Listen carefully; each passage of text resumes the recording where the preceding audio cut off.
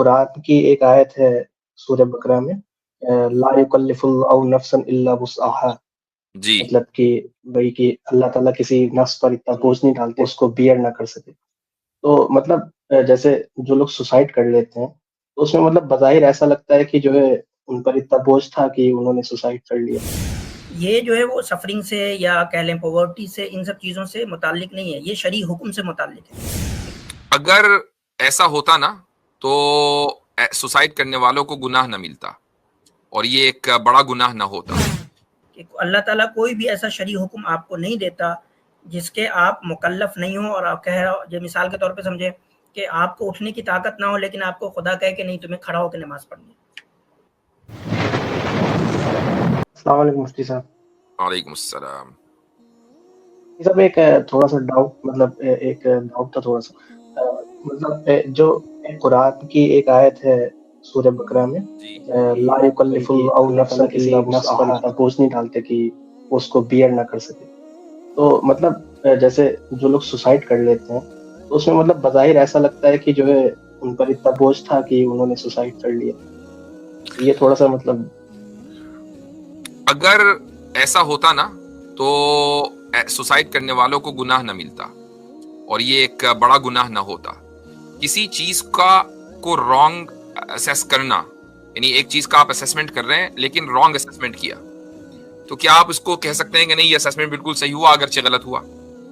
آپ اس کو صحیح تو نہیں کہیں گے نا. اگر کسی شخص نے کسی بھی چیز کا رانگ اسیسمنٹ کیا ہے تو وہ غلطی اس کی ہے. تو ایک آدمی نے اپنی زندگی کا اسیسمنٹ کیا اور کہا کہ یار میری زندگی میں تو کچھ ہے ہی نہیں، میرے اوپر تو اتنا بوجھ ڈال دیا کہ میں اس کو جھیل نہیں سکتا، لہذا چلو بھائی اس کا نتیجہ یہ ہونا چاہیے کہ میں اپنی زندگی کو ختم کر لوں. تو یہ اس کا رانگ اسیسمنٹ ہے اور اس رانگ اسیسمنٹ کی وجہ سے اس کے اس عمل کو گناہ کہا جاتا ہے. ورنہ اللہ تعالیٰ نے لا یکلف اللہ نفسا الا وسعها کا مطلب یہی ہے کہ اللہ نے کوئی ایسا حکم انسان کو نہیں دیا کہ جو انسان کی بس اور اس کی وسعت سے باہر ہو. یہ نہیں کہا کہ بھائی تم میرے نزدیک مقبول اس وقت ہوگے یا میرے محبوب بندے اس وقت ہوگے جب تم پورے پہاڑ کو چاٹ کے کھا جاؤ گے. اپنی زبان سے چاٹو اور پہاڑ کو کھا جاؤ تب میں مانوں گا تم میرے محبوب بندو. ایسا کوئی حکم نہیں ہے.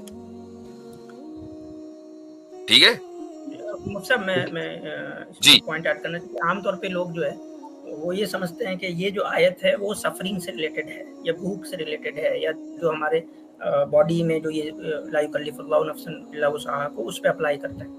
یہ جو ہے وہ سفرنگ سے یا کہہ لیں پاورٹی سے، ان سب چیزوں سے متعلق نہیں ہے، یہ شرعی حکم سے متعلق ہے. کہ اللہ تعالیٰ کوئی بھی ایسا شرعی حکم آپ کو نہیں دیتا جس کے آپ مکلف نہیں ہوں، اور آپ کہہ رہا جو مثال کے طور پہ سمجھے کہ آپ کو اٹھنے کی طاقت نہ ہو لیکن آپ کو خدا کہے کہ نہیں تمہیں کھڑا ہو کے نماز پڑھنی ہے. آپ کو اٹھنے کی طاقت نہیں ہے تو آپ کو بیٹھ کے نماز پڑھنی ہے، بیٹھنے کی بھی طاقت نہیں ہے تو آپ کو لیٹ کے نماز پڑھنی ہے. اگر آپ ویل چیئر پہ ہیں تو آپ سے خدا یہ مطالبہ نہیں کرے گا کہ نہیں تم جو ہے وہ ٹانگوں پہ کھڑے ہوئے اس کے بعد کرو. اگر آپ کے لمس نہیں ہے، ہاتھ نہیں ہے، تو آپ سے یعنی کہ خدا یہ تقاضا نہیں کرے گا کہ جیسے کہ قرآن میں آیا ہے کہ یعنی کہ نماز پڑھنے سے پہلے جو ہے وضو کرنے میں ہاتھ دھونا پڑتا ہے. اب آپ کے لمس نہیں ہے تو خدا کہے گا نہیں ہاتھ نہیں ہے لیکن اب تم ہاتھ دھو. تو یہ مطلب ہے کہ اللہ تعالیٰ آپ سے جو ہے وہ ایسے حکم کا مطالبہ، شرعی حکم کا مطالبہ نہیں کرتا جس پہ آپ قدرت نہیں رکھ سکتے ہو. اور شرعی حکم ایک یہی شرعی حکم ہے کہ جب آپ کو پین پہنچے، سفرنگ ہو، جب آپ پاورٹی میں ہو، جب آپ بہت کرائسس میں جا رہے ہوں اور وہ کرائسس ایسا ہو جو آپ کو اندر سے ہلا دے، تو شرعی حکم ہے کہ آپ صبر کریں. صحیح. بائی دا وے اس موضوع کے اوپر حماد صاحب پچھلے ہی ہفتے ایک صاحب نے سوال کیا تھا، تو وہ پچھلے ہفتے کی سٹریم میں ہے یہ، اور الگ سے ویڈیو شاید آنے والی ہے تو آپ اس کو دیکھ لیجئے گا، اس سے مزید مسئلہ کلیئر ہو جائے گا. ویسے بات کلیئر ہو گئی ہے. ٹھیک ہے، جزاک اللہ.